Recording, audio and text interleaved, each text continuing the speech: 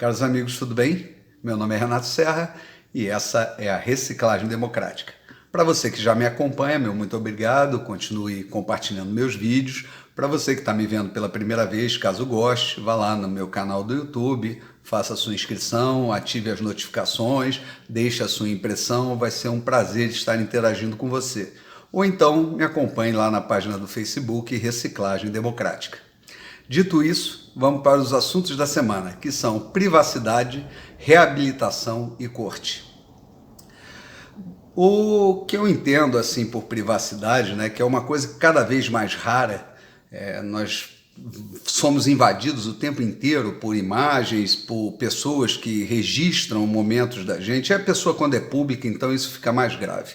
Agora, quando parte de um senador gravar a ligação com o presidente, quer dizer, de maneira, e depois publicar isso, quer dizer, como se fosse alguma coisa corriqueira, normal, é muito estranho, né? Porque, inclusive, isso eu acho que se configura como um crime, a gravação de uma autoridade, mas no Brasil as coisas são meio esquisitas e a gente vai se acostumando com esse tipo de invasão de privacidade, mas foi muito interessante, de qualquer forma, ouvir essa gravação e a posição do presidente em relação à CPI. Sem dúvida, como se trata de verba federal e o governo federal também tem participação nessa pandemia, assim como estados e municípios, como deixou bem claro a decisão do Supremo Tribunal Federal, quando se parte para uma CPI, se quer se apurar realmente o que aconteceu, ela tem que ser ampla, obviamente. Mas o mais engraçado, né, é que a CPI ela acabou sendo montada com dois pais, né, compondo a CPI, de governadores, um deles inclusive suspeito ali de superfaturamento, que é o caso do Helder Barbalho, filho do Jader Barbalho, e tem também o filho lá do Calheiros, do Renan, né, e que também é governador. Então isso fica evidente, né, que se por acaso o Calheiros vier a ser o relator, como se está especulando, essa CPI realmente não vai dar em nada, porque para o Calheiros tudo tem um preço. E é lógico que vão blindar as pessoas que estão ali. O mais engraçado foi ver o senador, né, que fez tudo isso, que realmente se colocou à frente dessa CPI, que acionou o Supremo Tribunal Federal para que ela fosse instalada e tal, ficou de fora. Porque eu não tenho muita simpatia pelo Cajuru, não. Ele me parece muito puxa-saco, muito adulador, né? E aquela pessoa meio escorregadia, né? Você não sente muita firmeza nele. Mas ele tem uma coisa, né? Ele, na vaidade dele, depois de ter feito aquilo, ele ficou no noticiário, né? Então, inclusive, deu entrevistas para alguns programas contando a audiência, a maior audiência que teve e tal, alimentando aquela vaidade dele, e no final ele foi tirado, né, para escanteio dessa CPI.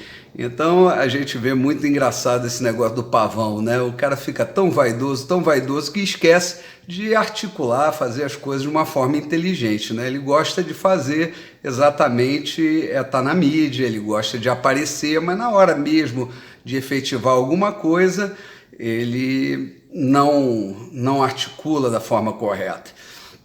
Então, aconteceu que nós teremos sim uma CPI, mas vamos ter que aguardar as cenas dos próximos capítulos, mas ela já parece tá encaminhada aí para livrar a cara de muita gente. Com relação à reabilitação, né, que no Brasil é curioso, né, vira e mexe, se reabilitam criminosos. E agora foi a vez do Lula, que agora, inclusive, o PT fala lá que ele é inocente, que é o inocente. Ele, para mim, é tão inocente quanto o pecado, né? Ele é todo enrolado em tudo que é jeito. Os processos foram realmente, depois de várias decisões, né, em várias instâncias, com vários recursos apresentados pela defesa, inclusive dizendo que ali não era, vamos dizer, o local de origem, onde não havia competência, né, para que o processo corresse na vara de Curitiba, e ainda como mesmo essa tese caiu por água em 3 instâncias, né, onde foram feitos os recursos, e aí ele consegue, finalmente, lá no Supremo Tribunal Federal, que aí a gente tem que lembrar daquela frase do Zé Dirceu, né? Eu nunca me esqueço quando as coisas chegam no Supremo Tribunal e ele toma determinadas decisões, que é aquela famosa frase: nós vamos tomar o poder, que é bem diferente de ganhar uma eleição. A gente vê que a Corte Suprema, que deveria ser o grande bastião da Constituição, o grande defensor, o poder realmente de equilíbrio, ele está claramente politizado, ele está claramente defendendo o interesse, e eu não digo nem de ideologias, não, nesse caso é muito simples, vai liberar muito bandido, vai ter, é óbvio que o ministro do Supremo chorando para advogado de réu, né, chorando emocionado, ou então fazendo live com advogados, banca de advogados, né, que trabalham para esses criminosos milionários. É óbvio que isso também é um grande negócio, né, que estava parado, né, com a Lava Jato, e ele agora se retoma, porque muita gente vai acionar a justiça, né, isso não é barato, os advogados sabem muito bem cobrar isso, eles não precisam nem declarar a origem dos recursos, né, eles podem receber até lá fora. Então, obviamente que isso vai voltar a um fluxo interessante de capitais, exatamente para alimentar esse mercado, que é o mercado dos recursos, né, da prescrição, que é o destino de qualquer crime do colarinho branco hoje, que vai até o Supremo. Esse é o caminho. A regra é a prescrição, a regra é a impunidade, e não é exceção. E aí a gente chega finalmente nos responsáveis disso, que é a Corte Suprema, né? Que na verdade, para mim, é a corte da Maria Antonieta. Eles são completamente desconectados da realidade, são pessoas assim, sem qualquer inconsequentes, né? Não medem as consequências, uma boa parte deles, né? Embora eu não acredite muito nessa inocência, eu acho que as coisas são feitas de forma articulada, mas é óbvio que tem ali algumas pessoas que vivem realmente num universo paralelo, inconsequente, que estão jogando agora, reabilitaram um gangster que tem sim voto, com certeza. Aliás, no Brasil, culturalmente, né, nós vemos assim o rouba mais faz, todo mundo que está no poder rouba de alguma maneira. O Lula teve um período realmente que ele, frente à presidência, o Brasil andou para frente, era lógico. Eu sempre comparei isso com o ato do presidente do PT como aquela quadrilha que vai assaltar um banco, né? E na fuga ela joga dinheiro pelo caminho, e aí as pessoas vão para a rua catar o dinheiro, aí atrapalha a polícia. Foi mais ou menos assim que eles fizeram o saque, essa pilhagem do Brasil. E agora, né, nós vamos ter uma campanha que não vai ter polígrafo, né? E aí vamos ver, mais uma vez, aquele conjunto de mentiras, mas muitas pessoas preferem as mentiras, né, do que, às vezes, uma verdade meio tosca, meio até vinda assim, de uma forma grosseira. E é óbvio que a imprensa já vai escolher seu lado, afinal de contas, o dinheiro que fluía, né, o dinheiro público, né, que ia direto lá para os caixas das grandes empresas de mídia, esse dinheiro também parou de fluir.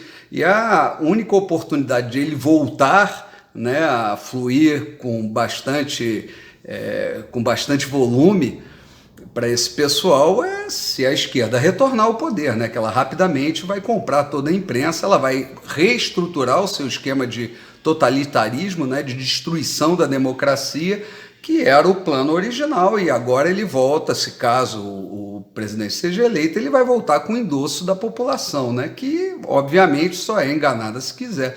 Na verdade, todo o povo, né, numa democracia, tem o governo que merece. Agora, eu queria ver muito bem assim, o pessoal liberal, aquele pessoal mais, vamos dizer, aqueles conservadores mais moderados e tal, em que posição eles vão tomar, porque a gente está vendo que não vai haver, de forma alguma, em 2022, uma terceira via.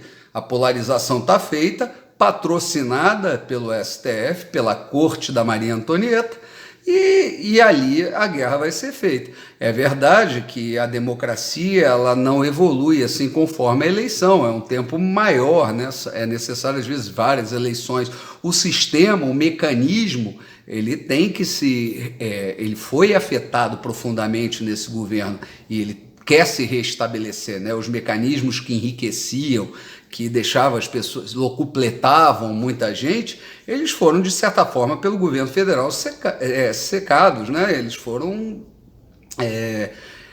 interrompidos, né, esse fluxo, né? O fluxo diminuiu bastante e isso incomoda muita gente. Então, existe sim uma briga para o retorno do mecanismo. Então a gente vai ver muito empresário também agora falando do Lula paz e amor, o Lula moderado, o Lula sem polígrafo, que vai estar lá fazendo esse papel que nada mais é que uma grande farsa, né, nesse teatro.